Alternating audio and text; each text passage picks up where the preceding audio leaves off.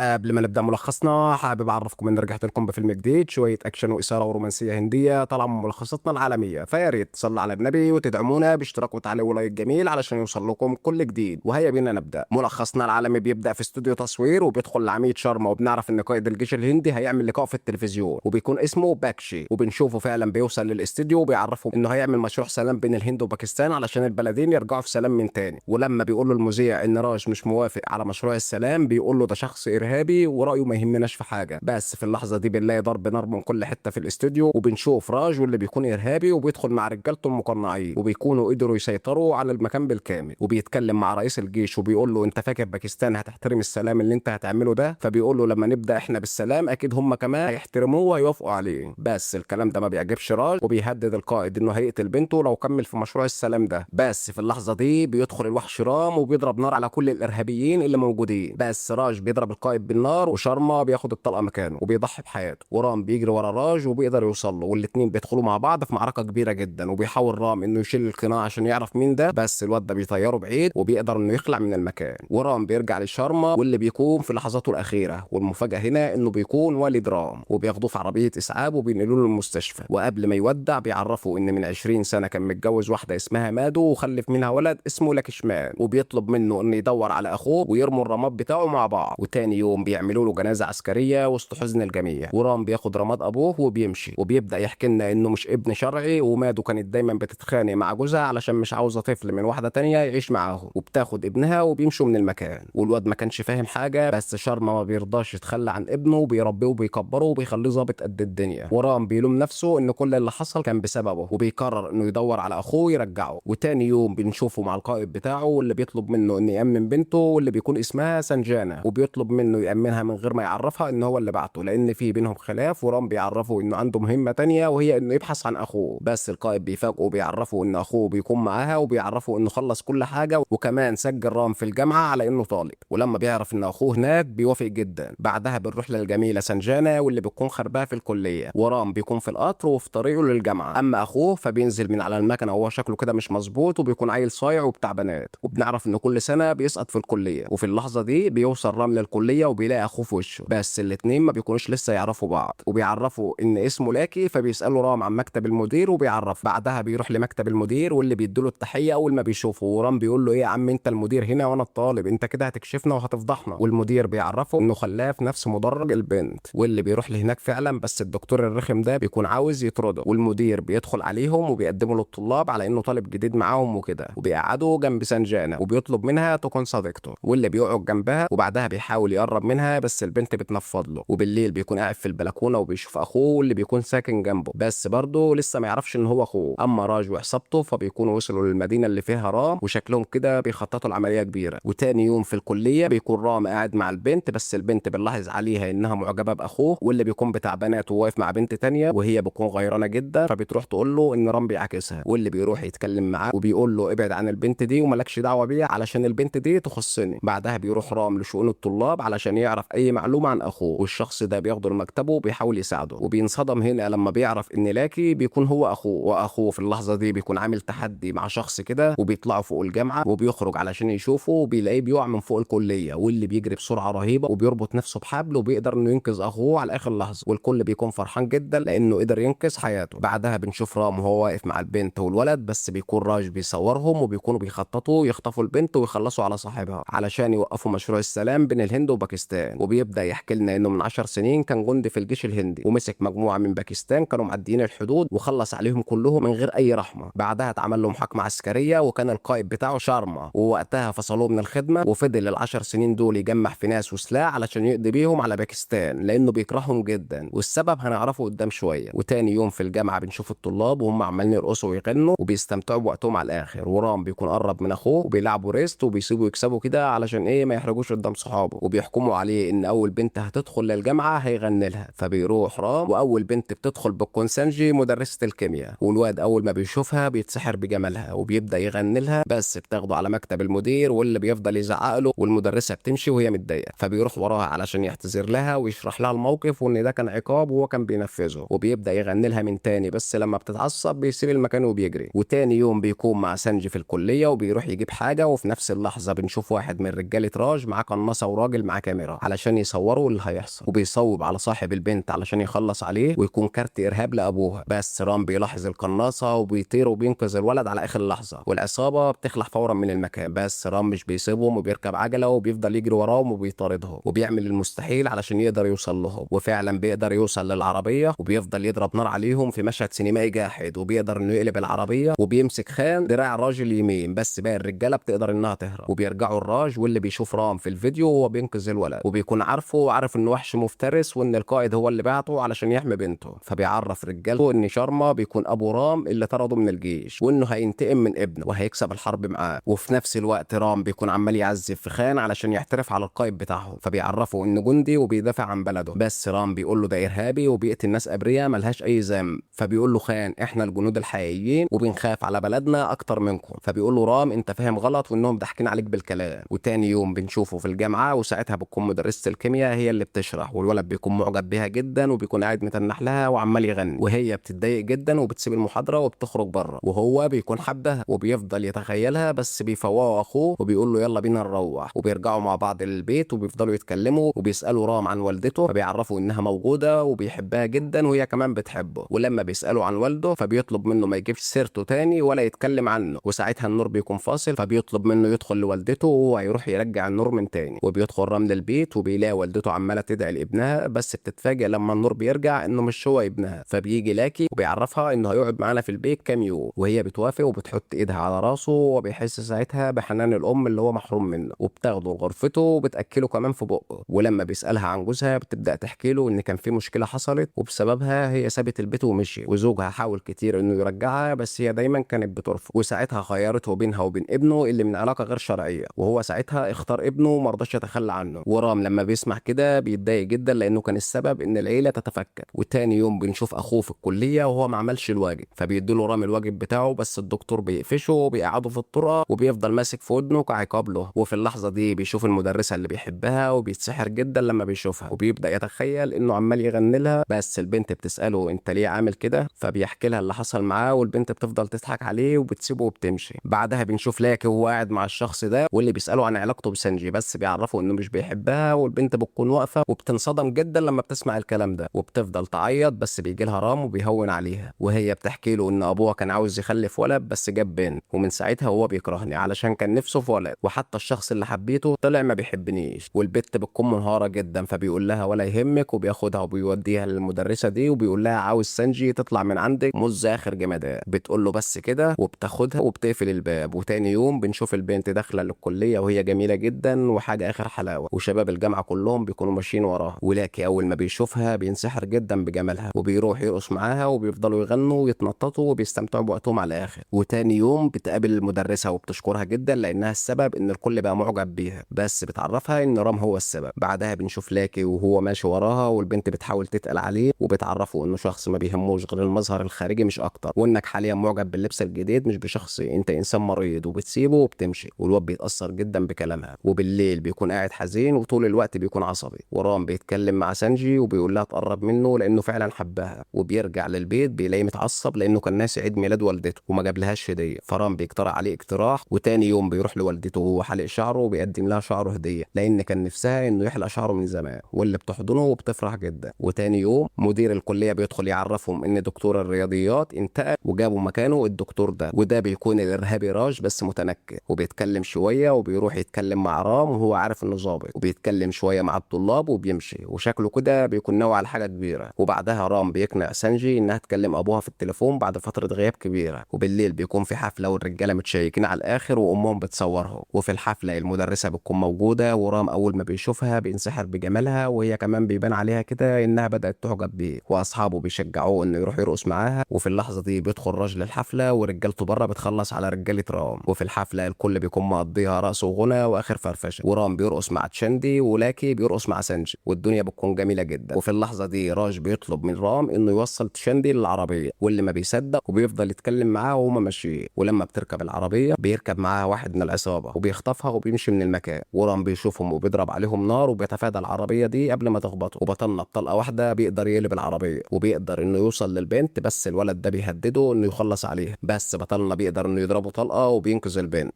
اما راج فبيكون معاه في العربيه سانجي، ولاكي بينزل وقبل ما يمشي بالبنت بيلاقي رام قدامه وبيركب معاهم وبيقول له امشي بسرعه الدنيا خربانه، ولسه ما يعرفش ان اصلا ده رئيس العصابه. بيوصلوا البنت لابوها ورام بيقول له انه ضابط في الجيش مش طالب في الجامعه. بعدها راج بيعمل تحريات عنه وبيعرف انه اخو لاكي وبيفكر ازاي يوقع بينهم. بعدها بنشوف بطلنا قاعد مع الحب بتاعه بعد ما عرفها انه ضابط في الجيش، وبيقول لها انه هيروح يعرف اخوه وامه عن حياته. وبيروح للبيت فعلا، بس قبل ما يقول اي حاجه بيتفاجئ براج موجود واللي بيكون عرفهم حياته، واللي بتقول له امشي من هنا وما ترجعش تاني وعرف ابوك اني مش هسامحه طول حياتي. فبيدخل يلم حاجته وقبل ما يمشي بتساله انت جيت هنا ليه؟ فبيقول لها جيت علشان احقق امنيه والدي الاخيره قبل ما يموت، وهي اننا نتجمع من تاني. وبيسيبهم وبيمشي من المكان، والام بتنهار جدا لما بتعرف ان زوجها مات. وتاني يوم بيروح للجامعة وبيودع كل اللي هناك وبيمشي من المكان وبيركب القطر، بس القائد بيتصل عليه وبيعرفه ان راج خطف سانجي والكلية كلها واخدهم رهاين، وطلب منهم يخرجوا خان ورجالته ويوقفوا مشروع السلام مع باكستان. وهنا بيعرف رام ان الدكتور الجديد بيكون هو راج، وفي اللحظة دي بيقرر القائد انه يلغي الصلح مع باكستان علشان ينقذ الرهاين. بس رام بيقول له اديني فرصة اخيرة، وبيروح يتكلم مع خان وبيعرفه ان راج كان له ابن ومات من شوية ارهابيين زيكم، علشان كده عاوز ينتقم من باكستان.